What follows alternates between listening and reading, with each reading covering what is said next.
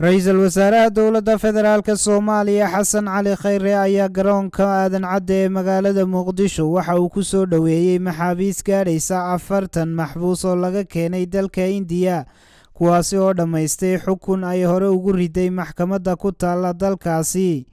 Ra'iisul Wasaaraha Soomaaliya ayaa sheegay in maxaabiistani ay qayb ka yihiin maxaabiis hore looga soo daayay ilaa 3 dal, waxaanu intaasi ku daray in 70 kale oo ku jira xabsiyada dalka Hindiya dhawaan la keeni doono dalkaasi Soomaaliya. Dhinaca kale, gudoomiye ku-xigeenka labaad ee Golaha Shacabka Dowladda Federaalka Soomaaliya Mudane Mahad Cabdalle Cawad ayaa uga mahad celiyay xukuumadda Dowladda Federaalka dadaalka ay ku bixinayso sidii loo soo deyn lahaa muwaadiniinta Soomaaliyeed ee ku xidhan xabsiyada caalamka. Dowladda Soomaaliya ayaa hore ugu guuleysatay inay xabsiyada ka sii deyso maxaabiis badan oo ku jiray dalka Itoobiya iyo jasiiradda Seychelles.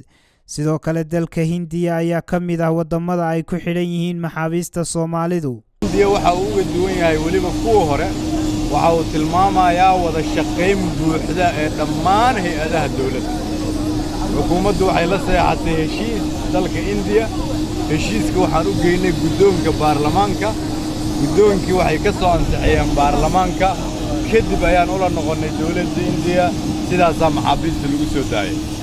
in dhallinyaradana ay yimaadaan waxaa marka saldhig u ah wada shaqaynta hay'adaha oo dhan ee dawladda.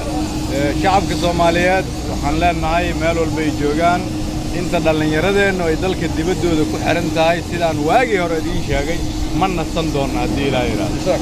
dowladda federaalka ah ee Soomaaliyeed iyo shacabka Soomaaliyeed waxaa u soo hoyday guushii labaad baa u soo hoyatay oo uu Ilaahay waxa weeye dalkooda ku soo celiyay dadaal badan oo ay xukuumaddu ka gashay. Ilaahay waxa weeye ra'iisul wasaaraha iyo xukuumaddiisa iyo madaxweynaha jamhuuriyadda iyo aqalladooda baarlamaan iyo waxa weeye dawladda dhammaanteedba ajar iyo xasanaad ka siiyo gudashada waajibkaas. waxaan ku guulaysanay in dadkii Soomaaliyeed ee dambiyada loo haystay ee ciqaabtoodu noqon lahayd dil kan ugu yarna uu noqon lahaa 30 sano xariga, dadaalkii ay dawladdu ka gashay in maanta ayagoo xor ah waddankooda ku soo celin. waa waqti aad iyo aad u wanaagsan.